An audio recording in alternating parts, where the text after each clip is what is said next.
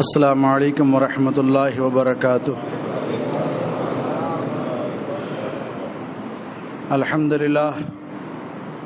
للہ وکفا وسلام علی عبادہ الذین اصطفیٰ، اما بعد فاعوذ باللہ من الشیطان الرجیم، بسم اللہ الرحمن الرحیم۔ الا ان اولیاء اللہ لا خوف علیہم ولا هم یحزنون الذین آمنوا وکانوا یتقون، صدق اللہ العظیم۔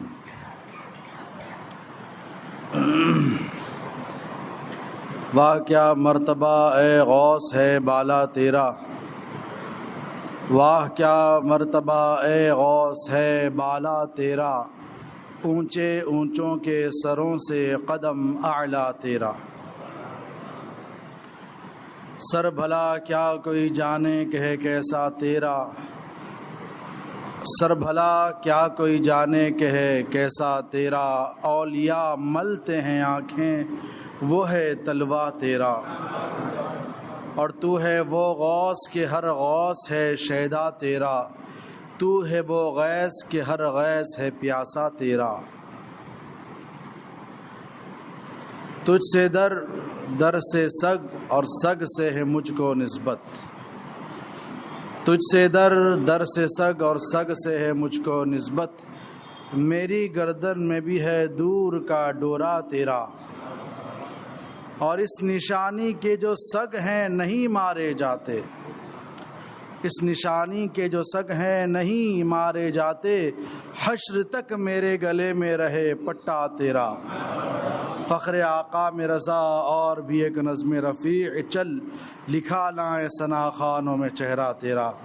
آئیے سب مل کر سرکار دو عالم صلی اللہ تعالیٰ علیہ وسلم کی مقدس بارگاہ میں درود و سلام کا نذرانہ عقیدت پیش کر لیں۔ پڑھیں اللہم صلی علی سیدنا و نبینا و شفیعنا و حبیبنا و مولانا محمد وعلی آلہ و اصحابہ وبارک وسلم، صلاۃ و سلام علیک یا سیدی یا رسول اللہ صلی اللہ تعالیٰ علیہ وسلم۔ محترم حضرات، ربیع الثانی کا پہلا عشرہ آپ کے اور ہمارے درمیان رواں دواں ہے، اور حضور غوث اعظم محی الدین شیخ عبد القادر جیلانی رضی اللہ تعالیٰ عنہ سے محبت کرنے والے ہم سنی مسلمان غوث اعظم کا جشن مناتے ہیں، کیونکہ غوث اعظم اللہ تبارک و تعالیٰ کی بارگاہ میں قرب رکھنے والے اولیاء کرام میں ایک بڑا مرتبہ رکھتے ہیں،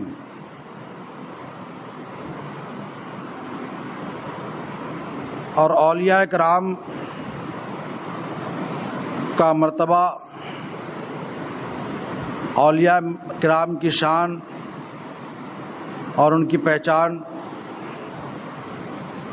اللہ تبارک و تعالیٰ قرآن مجید میں یوں ارشاد فرمایا کہ الا ان اولیاء اللہ لا خوف علیہم ولا هم یحزنون، سن لو بے شک اللہ کے ولیوں کو نہ کچھ خوف ہے اور نہ کچھ غم۔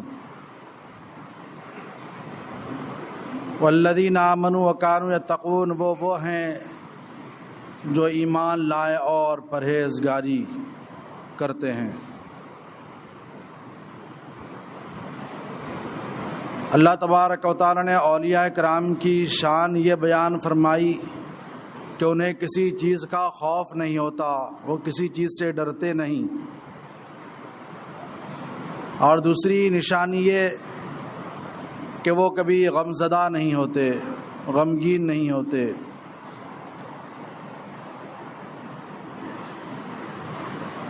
اور ان کی پہچان یہ بیان فرمائی کہ وہ ایمان والے ہوتے ہیں اور پرہیزگاری کرتے ہیں۔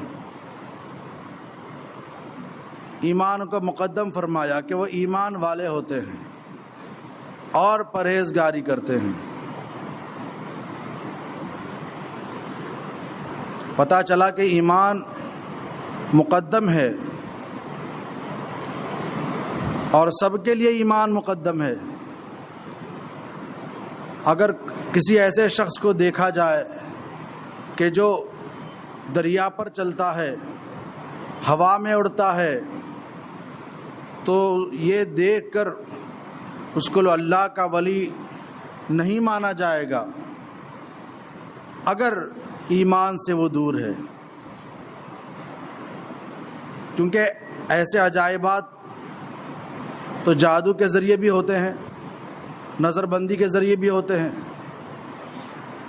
تو اللہ تبارک و تعالیٰ نے اولیاء کرام کی شان بھی بیان فرمائی تو پہلے ان کے ایمان کا تذکرہ فرمایا کہ وہ ایمان والے ہوتے ہیں۔ اور یہاں پر ایک قابل غور نقطہ یہ ہے کہ اللہ فرما رہا ہے کہ وہ ایمان والے ہوتے ہیں، اس کا مطلب کہ اللہ تبارک و تعالیٰ ان کے ایمان کی گواہی دے رہا ہے۔ ہم بھی ایمان والے ہیں، مگر کیا ہمارا ایمان اس لائق ہے کہ اللہ تبارک و تعالیٰ گواہی دے کہ یہ ایمان والا ہے؟ مگر اولیاء کرام کی شان ہے کہ اللہ تبارک و تعالیٰ نے ان کو ایمان والا فرمایا کہ وہ ایمان والے ہیں۔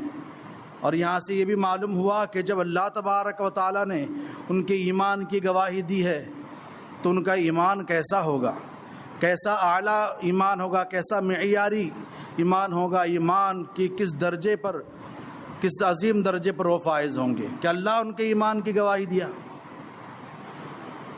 اور فرمایا کہ وہ پرہیزگاری کرتے ہیں۔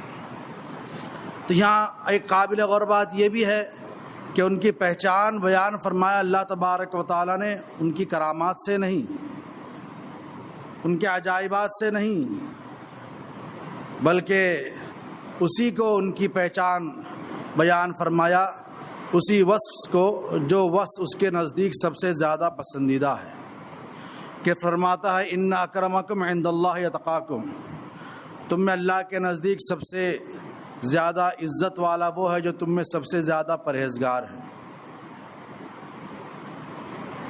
اور اللہ تبارک و تعالی نے اولیاء کرام کی پہچان بیان فرمائی، یہاں تک کہ اولیاء کرام کی پرہیزگاری پر یہ اللہ تبارک و تعالیٰ کی گواہی ہے کہ وہ پرہیزگار ہوتے ہیں، یعنی حقیقتاً پرہیزگاری ان کا وصف ہوتا ہے۔ مگر ہم جہاں اولیاء کرام کا نام لیتے ہیں وہاں پر ہمیں ایک ہی بات ذہن میں آتی ہے کہ کرامتیں ان کی کیا کیا ہیں۔ تو یہ بات تو حق ہے کہ اولیاء کرام سے کرامتیں صادر ہوئی ہیں، ہوتی ہیں، اور انبیاء کرام سے معجزات ظاہر ہوتے ہیں، مگر اللہ تبارک و تعالیٰ نے ان کی پہچان یہ بیان فرمائی کہ وہ پرہیزگاری ہوتے ہیں، پرہیزگاری کرتے ہیں۔ کیوں؟ اس لیے کہ اولیاء کرام میں سے ہر ایک پرہیزگار ہوتا ہے۔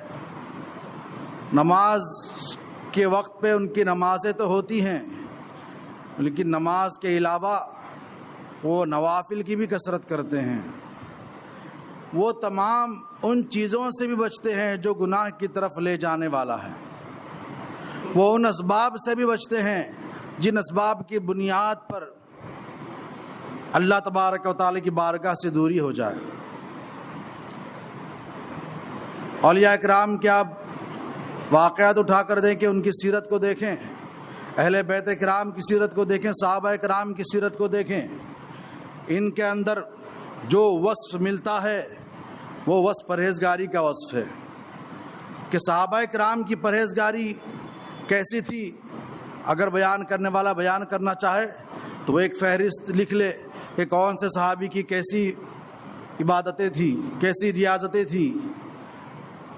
اہل بیت کرام کہ اگر فضائل بیان کرنا چاہے تو ان میں سر فہرست ان کی پرہیزگاری کی بات آئے گی کہ وہ کیسے پرہیزگاری کیا کرتے تھے، کیسے نمازیں ہوا کرتی تھی، کیسے اللہ کی بارگاہ میں نذرانے پیش کیا کرتے تھے، اللہ کی بارگاہ میں کیسے سر بسجود ہوا کرتے تھے، کیسی عبادتیں تھیں، کیسے مجاہدات تھے۔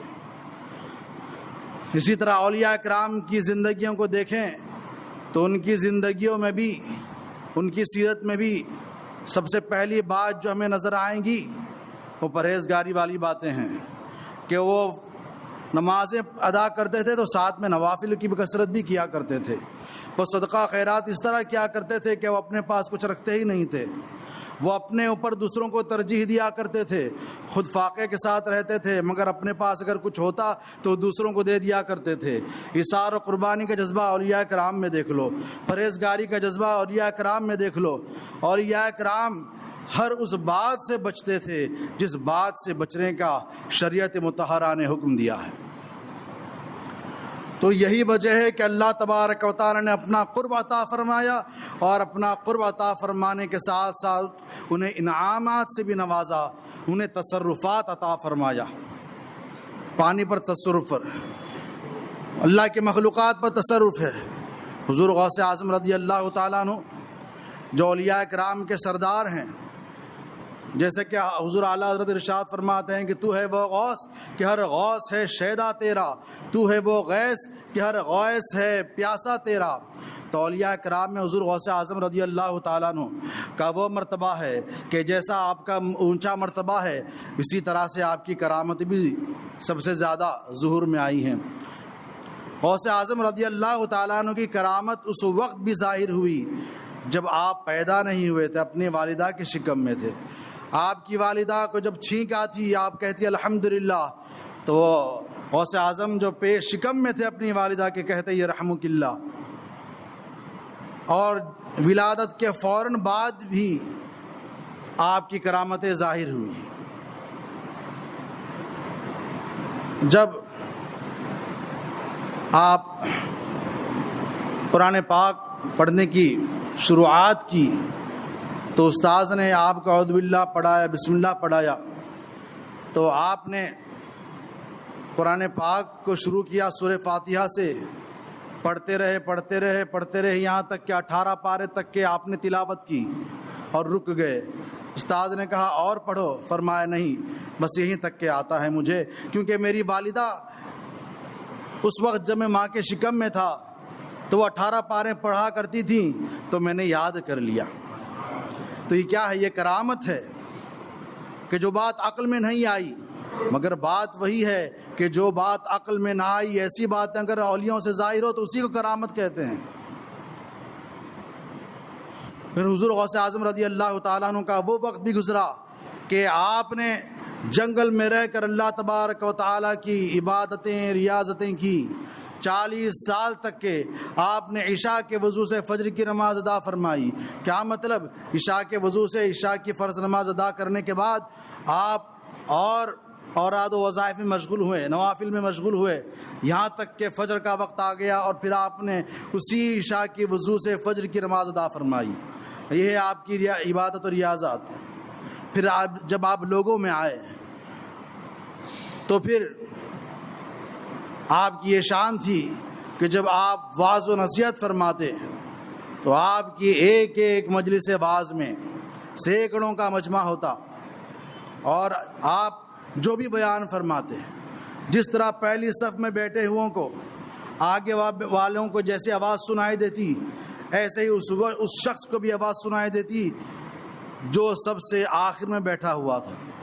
یہ آپ کی کرامتیں ہیں. آپ کی کرامتیں بہت سی ہیں. ایک عورت آپ کی بارگاہ میں ایک بچے کو حاضر کیا، ایک بچے کو لایا اور کہنے لگیں حضور یہ آپ سے محبت کرتا ہے، میں چاہتی ہوں کہ آپ اس کو اپنی خدمت میں رکھیں. یہ کہہ کر لا کر چھوڑی اور چلی گئی. کچھ روز بعد اپنے بچے کی خیریت معلوم کرنے کے لیے آئی تو دیکھتی ہیں کہ اس کا بیٹا لاغر اور کمزور ہو گیا ہے اور جو کی روٹی کھا رہا ہے. یہ دیکھ کر وہ غوث اعظم کی بارگاہ میں حاضر ہوئی اور عرض کرنے لگی حضور والا میرا بیٹا تو جو کی روٹی کھا رہا ہے، لاغر اور کمزور ہو گیا ہے. اور وہ دیکھتی ہے کہ غوث اعظم رضی اللہ تعالیٰ عنہ کے سامنے مرغی کی ہڈیاں رکھی ہوئی ہیں. معلوم ہوتا ہے کہ آپ نے مرغی تناول فرمایا ہے. اور کہتی ہیں کہ حضور میرا بیٹا تو لاغر اور کمزور معلوم ہوتا ہے اور جو کی روٹی کھا رہا ہے اور آپ مرغ کھا رہے ہیں. حضور غوث اعظم رضی اللہ تعالیٰ عنہ نے ان ہڈیوں پر اپنا دست پاک رکھا. جیسے ہی اپنا دست پاک رکھا وہ ہڈیوں میں جان آئی اور ایک صحیح سالم مرغی زندہ ہو کر کھڑی ہو گئی۔ حضور غوث اعظم نے ارشاد فرمایا کہ جب تیرا بیٹا اس لائق ہو جائے، اس منصب پر فائز ہو جائے گا تو وہ بھی مرغ مسلم کھائے گا۔ تو حضور غوث اعظم رضی اللہ تعالیٰ عنہ نے اس بچے کو کیوں اس طرح رکھا کہ وہ جو کی روٹی کھا رہا تھا؟ اصل میں حضور غوث اعظم رضی اللہ تعالیٰ عنہ اس بچے کو ریاضت و مجاہدات کے منازل طے کرا رہے تھے، راہ سلوک طے کرا رہے تھے۔ راہ سلوک جب بندہ طے کرتا ہے تو وہ اپنی خواہشات کو ترک کرنے پر ماہر ہو جاتا ہے۔ پھر وہ کہیں پر بھی چلی جائے، کیسی بھی نفسانی خواہشات کا سامنا ہو، کیسے بھی جو ہے مناظر اس کو متاثر کرنا چاہے، اس کو متاثر نہیں کر سکتے۔ خوف خدا اس کے دل میں ایسا بیٹھ جاتا ہے کہ کیسے ہی فحاشی ہو، کیسی ہی عریانیت ہو، مگر وہ اپنے نفس پر قابو پا جاتا ہے، وہ ایک نظر اٹھا کر نہیں دیکھتا۔ اولیاء کرام کے واقعات ہمیں ملتے ہیں کہ بعض شریروں نے انہیں فحاشی کی جگہوں پر لے کر گئے، عریانیت کا سامنا کرایا تاکہ یہ اپنی عبادت سے منہ موڑ دے اور اس فحاشی کے منظر کو دیکھ کر اپنے نفس پرستی میں لگ جائے، مگر وہ نفس کو مارے ہوئے ایسے اللہ کے برگزیدہ بندے تھے کہ انہوں نے ان کے پاس قدم بڑھانا تو درکنار، انہوں نے نگاہ اٹھا کر نہیں دیکھی۔ تو یہ راہ سلوک سے اپنے نفس کشی کا آدمی متحمل ہو جاتا ہے۔ تو حضور غوث اعظم رضی اللہ تعالیٰ عنہ کی بارگاہ میں وہ جو عورت اپنے بچے کو لائی تھی، حضور غوث اعظم رضی اللہ تعالیٰ عنہ اس کی منازل طے کرا رہے تھے، اور حضور غوث اعظم رضی اللہ تعالیٰ عنہ کی جب ولادت ہوئی تو 1100 بچے پیدا ہوئے، 1100 اطراف و بلاد میں، اور سب کے سب لڑکے تھے اور سب کے سب اللہ کے ولی تھے۔ تو یہ حضور غوث اعظم رضی اللہ تعالیٰ عنہ کی کرامتیں ہیں کہ جس طرح سے انبیاء کرام میں سرکار دو عالم صلی اللہ تعالیٰ علیہ وسلم کا مرتبہ سب سے عظیم ہے، اسی طرح اولیاء کرام میں سب سے عظیم مرتبہ حضور غوث اعظم رضی اللہ تعالیٰ عنہ کا ہے۔ تبھی تو حضور اعلیٰ حضرت ارشاد فرماتے ہیں وَرَفَعْنَا لَكَ ذِكْرَكَ ہے سایہ تجھ پر، یا غوث وَرَفَعْنَا لَكَ ذِكْرَكَ ہے سایہ تجھ پر، بول بالا ہے تیرا، ذکر ہے اونچا تیرا۔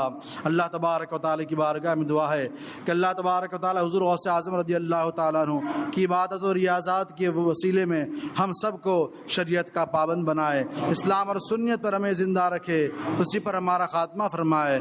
فلسطین کے مسلمانوں پر اللہ تبارک و تعالیٰ فضل و کرم نازل فرمائے، سکینہ نازل فرمائے، اور اسرائیل اور اس کے ہم نوا جتنی قوتیں ہیں اللہ تبارک و تعالیٰ انہیں زیر فرمائے۔ سبحانک اللہم و بحمدک لا الہ الا انت استغفرک و اتوب الیک برحمتک یا ارحم الراحمین۔